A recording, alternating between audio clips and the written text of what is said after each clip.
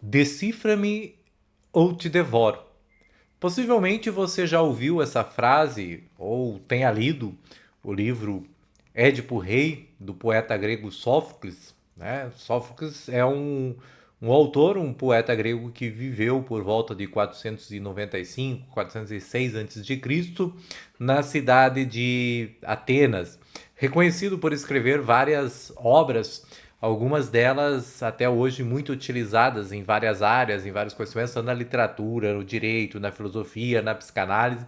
Como exemplo, Édipo Rei, o personagem Édipo é justamente o personagem que irá inspirar na literatura psicanalítica a ideia de complexo de Édipo, uma vez que ao ingressar em Atenas, Édipo despoja da própria mãe, realizando com isso parte da profecia do oráculo de Delfos. Outras obras de Sófocles, como Antígona, Electra, né, Ajax, também são bastante conhecidas e utilizadas, mas talvez Édipo Rei seja uma das mais importantes. Eu não sei se você já ouviu essa frase, decifra-me, eu te devoro, se você conhece a sua origem, né? Parece uma ameaça enigmática num primeiro momento e que tem inspirado várias reflexões em diversas áreas, em diversos ramos do conhecimento.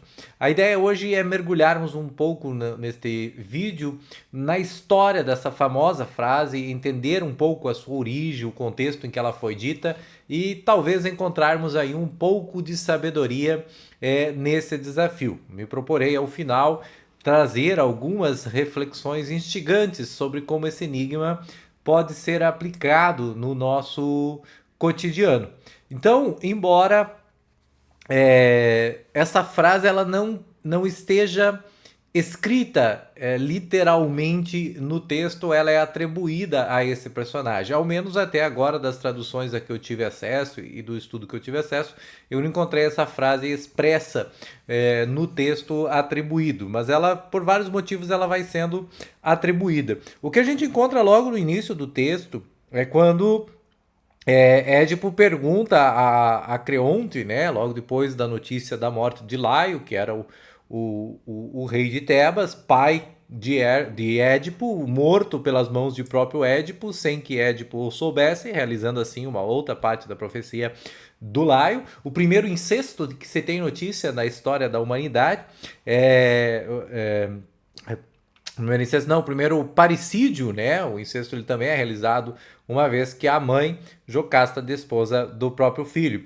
E aí Édipo questiona Creonte, né? E que aflição podia, quando um trono acabava de cair, vos impedir de esclarecer tal mistério? Os atenienses estavam, os tebanos, né? Estavam com dificuldade de deixar a cidade, estavam vivendo sobre ataques de peste, etc. E aí Creonte responde qual era o mal que impedia a cidade de prosperar e resolver o mistério da morte de Laio. E Creonte responde assim: a esfinge de cantos pérfidos, a esfinge que nos forçava a deixar assim o que nos escapava, a fim de olharmos de frente o perigo posto sobre os nossos olhos. Olha que interessante. A esfinge provocava a olhar de frente o perigo posto sobre os nossos olhos. Mais tarde, Jung vai dizer a questão das sombras, né? Ou temos a famosa frase enfrente os seus demônios, que pode ser retirada desta obra. Então vamos pensar um pouquinho e ficarmos com essa reflexão. Decifra-me ou te devoro? Pois bem, o que nós podemos encontrar nessa discussão específica sobre essa frase, o enigma da esfinge e os seus significados de modo geral? Qual será a origem desse enigma? Decifra-me ou te devoro é essa frase que remete então à mitologia grega, como eu falei, em especial à ideia de Édipo e da esfinge. A esfinge é um ser mitológico, metade leão, metade mulher, com as asas de águia.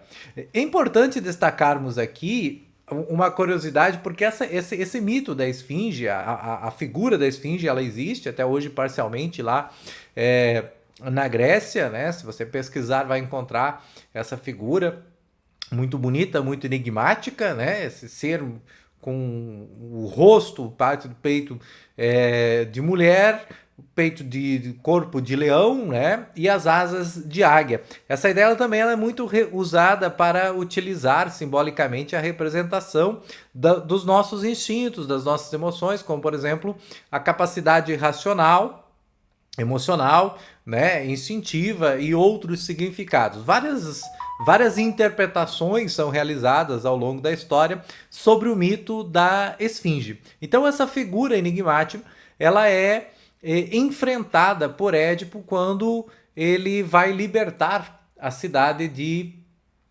Tebas. Essa cidade ela estava sendo aterrorizada então por essa criatura misteriosa que devoravam todos que não conseguiam resolver seus enigmas. Então chega um determinado momento, em uma das versões do mito, em que ninguém mais consegue deixar a cidade ou entrar na cidade, porque a esfinge ela se posta diante do portão da cidade e ela lança o enigma: decifra-me ou devoro-te.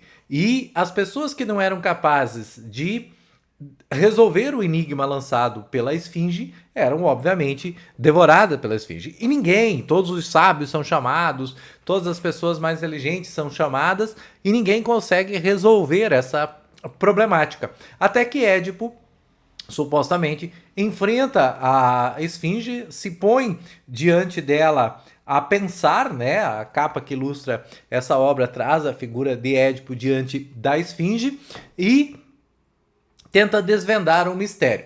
Como eu falei, embora na obra não apareça a palavra especificamente, esse enigma especificamente traduzido dessa forma, a ideia geral é que o enigma posto pela esfinge para Édipo era um enigma que ninguém conseguia resolver. Qual será esse enigma? Vamos pensar um pouquinho sobre ele. Esse enigma era o seguinte: que criatura pela manhã anda com 4 pernas, ao meio-dia com 2 e à tarde com 3? Então, a esfinge pergunta: qual é a criatura que ao amanhecer anda sobre 4 patas, sobre 4 pernas?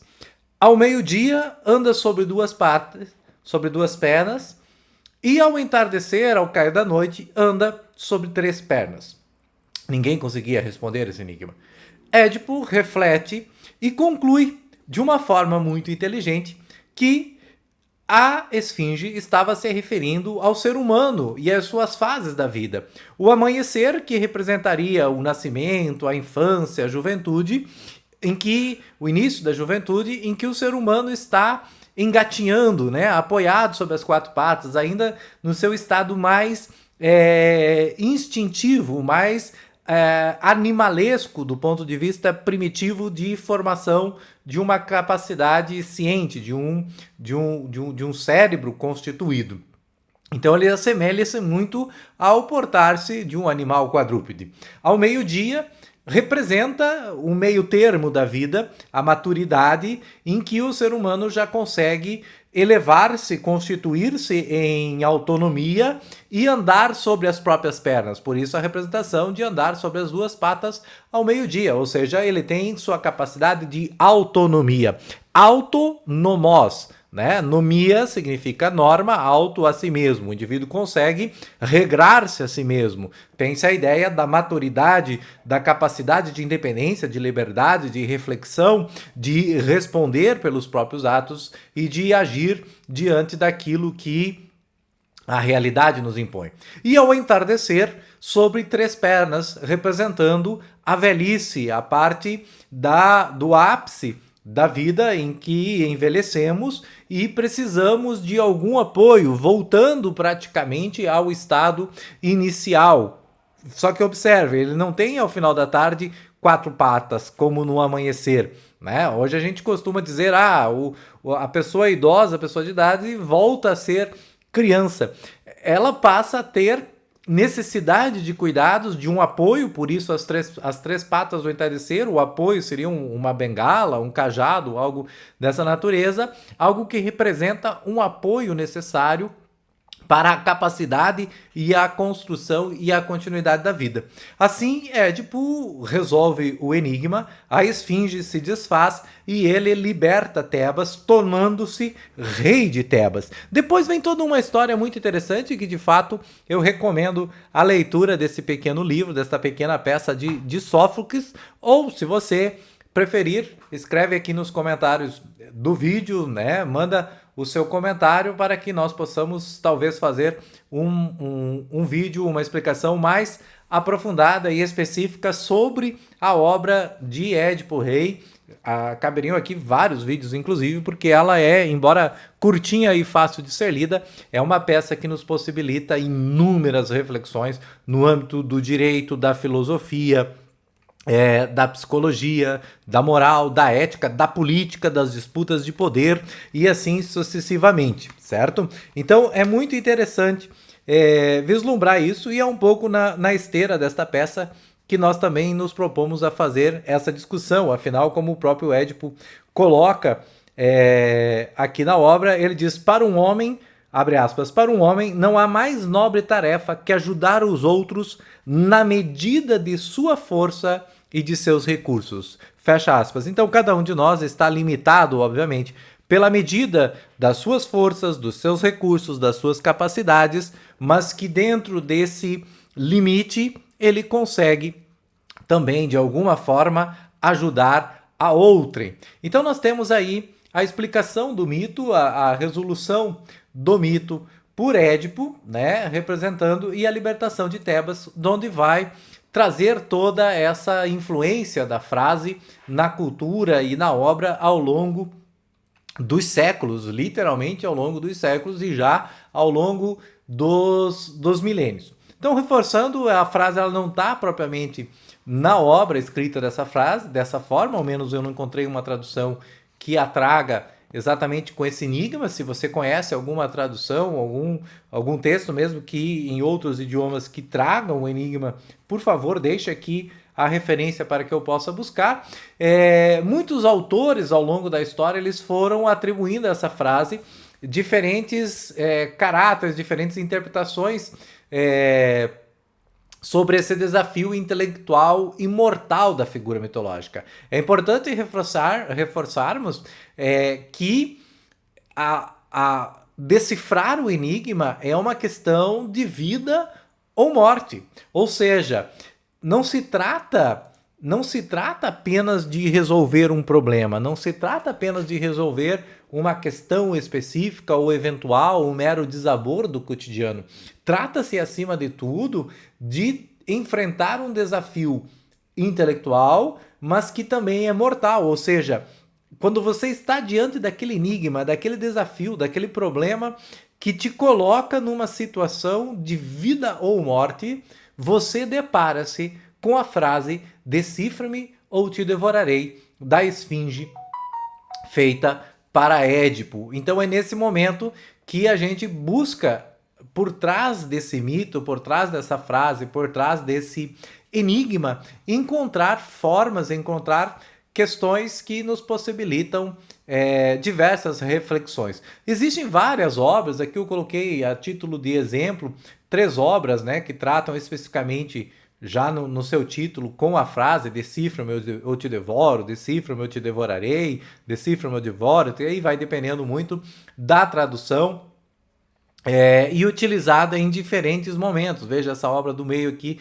é relacionado à pedagogia, ensino fundamental, a outra questão mais emocional da vida, né, aqui do PhD Flávio, e assim sucessivamente. Então são vários textos que vão tentar compreender qual é o significado profundo que podemos tirar dessa frase enigmática. E aqui o meu objetivo é fazer um paralelo, uma aproximação sob o ponto de vista mais filosófico da significação ou de alguma das interpretações possíveis para esse contexto. Ou seja, num primeiro momento, a metáfora "decifra-me ou te devorarei" nos coloca diante de um confronto com o desconhecido, aquilo que nos incomoda, aquilo que nos causa angústia, porque na vida nós enfrentamos constantemente desafios, dilemas, questões que parecem impossíveis de serem resolvidos.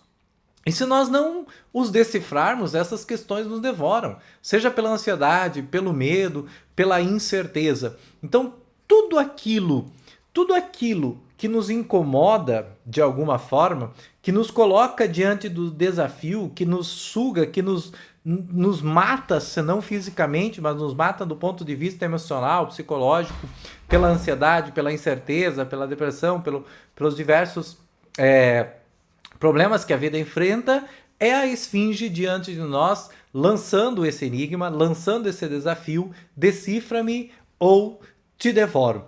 Nessa perspectiva, nós poderíamos buscar amparo em um filósofo moderno, né?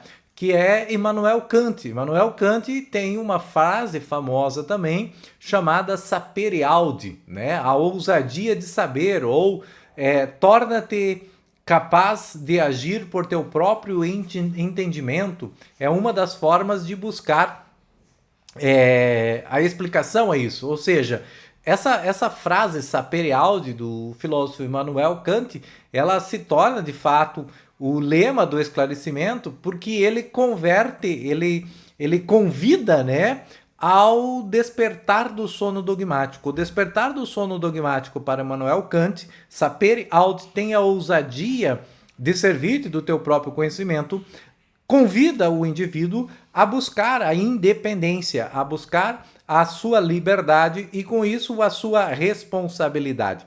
E agir de forma racional para compreender o mundo e poder enfrentar as circunstâncias que o desafiam. Então, essa é uma aproximação possível que nós podemos encontrar em paralelo ao enigma da esfinge lançado milênios antes. Uma outra informação é relacionada ao convite ao autoconhecimento, que também não está por trás dessa provocação kantiana, mas que a esfinge nos faz no sentido de podermos representar os nossos próprios mistérios internos, né? Aqueles aspectos que nós mesmos buscamos ou evitamos encarar.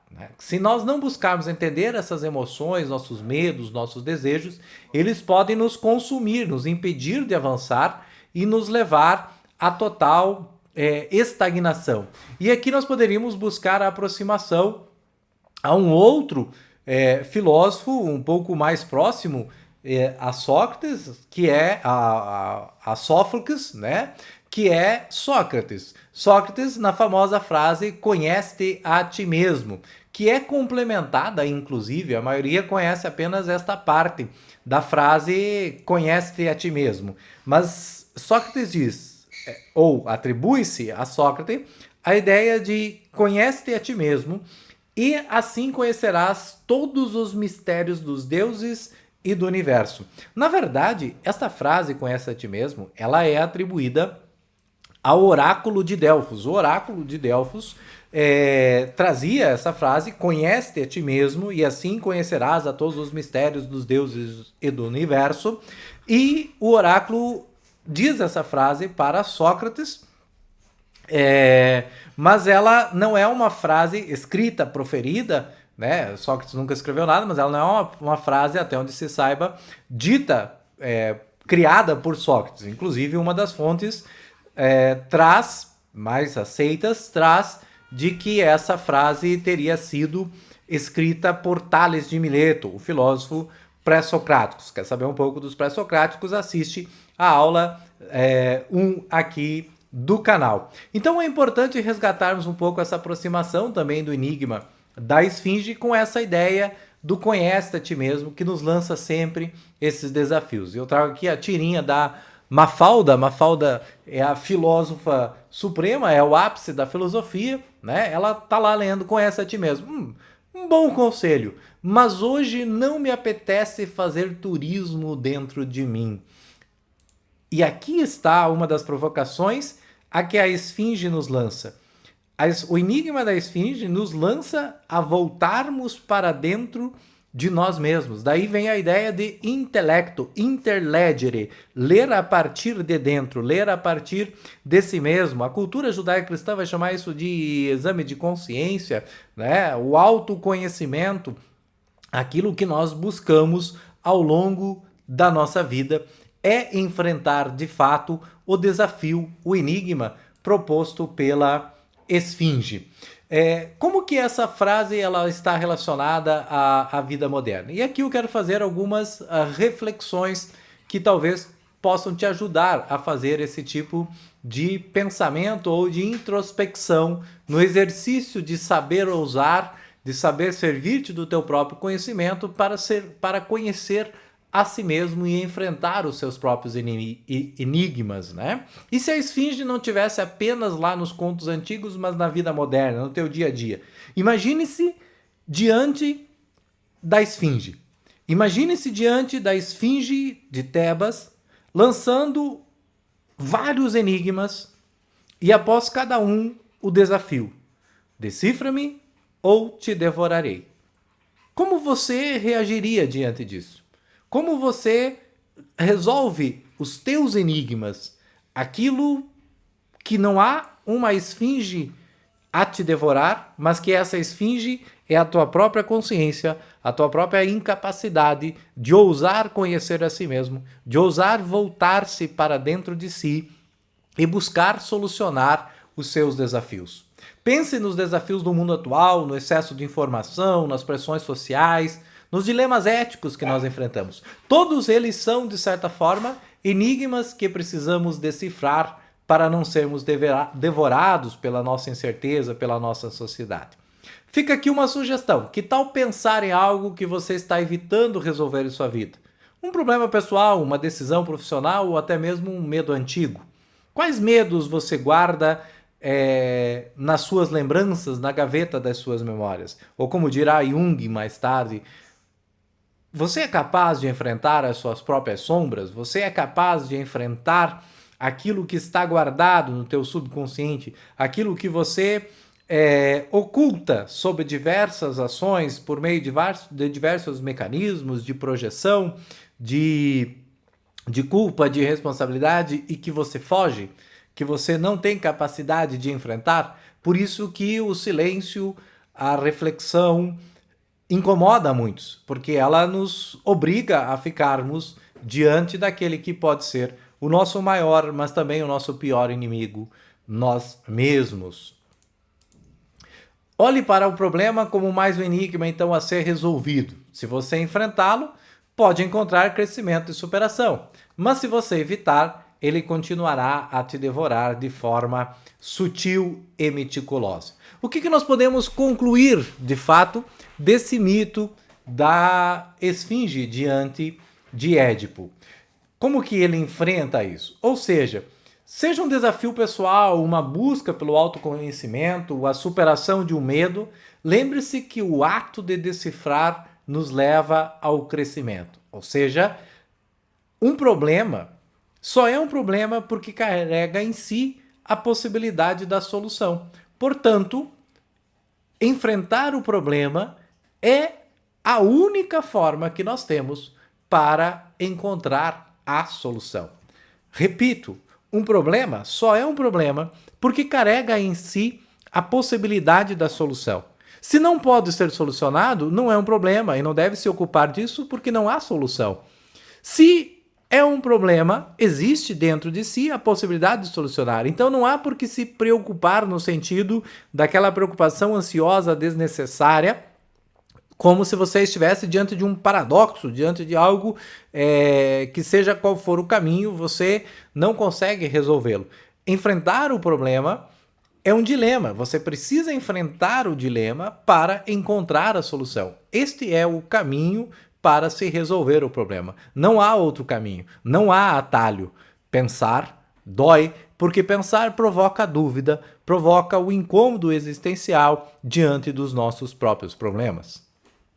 Pois bem, trago aqui algumas sugestões de literatura. Como falei, o próprio livro do Sófocles, Édipo Rei, né? Essa obra de Carl Jung, que eu gosto muito, O Homem e Seus Símbolos, nos ajuda também a buscar e a compreender como que toda a questão da simbologia está impressa na nossa concepção, no nosso consciente, subconsciente, enfim, na nossa constituição enquanto humanidade. E esse outro clássico aqui do Pierre Will, que é O Corpo Fala. Aqui nessa obra ele usa logo no início, inclusive, a ideia da esfinge como uma forma de exemplo para a manifestação da linguagem corporal. Então ficam essas sugestões de leitura. Eu espero, assim como o Édipo, ter contribuído com vocês para a reflexão na medida e no alcance do meu conhecimento e da minha capacidade e buscar, junto com isso, trazer um pouco de um bom incômodo reflexivo para que nós possamos enfrentar o enigma e não deixarmos sermos devorados pela esfinge que nos lança todos os dias na vida diversos e diversos enigmas.